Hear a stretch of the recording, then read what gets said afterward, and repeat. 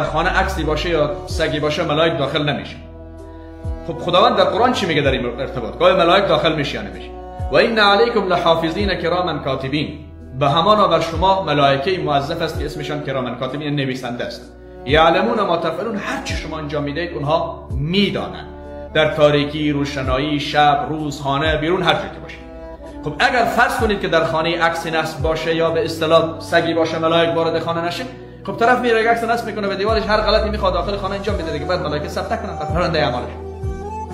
چرا؟ چون ملائک وارد خانه نشوند دیگه، چون میگه که اینجا تصویر است، ملائک داخل خانه نمیاد. یک نکته.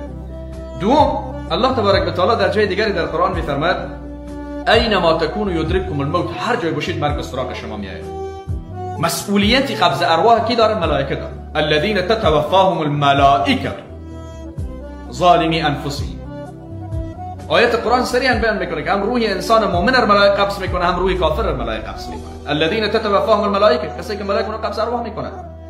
خب اگر عکس داخل خانه باشه به این تعبیر که ما این حدیث در هر زمان و مکان تطبیق بکنیم، بگیم که نه هر این حدیث در قابلیت تطبیق در عصر و زمان داره و به اصطلاح در هر قضیه این مربوط میشه. خب اگر این رو فرض کنید شما، خب عکسی در دیوار نصب باشه، خب طرف در داخل خانهش میمیره، ملائکه از کجا میان که قبض ارواح؟ خیلی افرادی بوده شب در کنار سگش مرده نبوده. امروز در اروپا و آمریکا خیلی مردم سگ دارن در داخل خانهشان، در پهلوی سگش مرده. خب نباید ملائک داخل خانه میامد دیگه، نباید ملائک داخل خانه میامد. این نکته دوم. نکته سوم، خود همین آیت سوره قدر است، تنزل الملائکه و الروح. اگر فرض کنید ملائکه داخل خانه‌ای که در او عکسی باشه یا سگی باشه داخل این خانه نیایند، خانه ها در کجا می باشه؟ خب در داخل شهر می باشه. در داخل یک شهر میلیون ها سگ است، در داخل یک شهر میلیون ها عکس است. عکس برهنه هست، عکس زن، عکس مرد، تصویر زیرو، عکس حیوان، عکس انسان. وقتی ملائک داخل خانه نمیاد که در این خانه تصویر است، داخل اون شهر چطور وارد میشه؟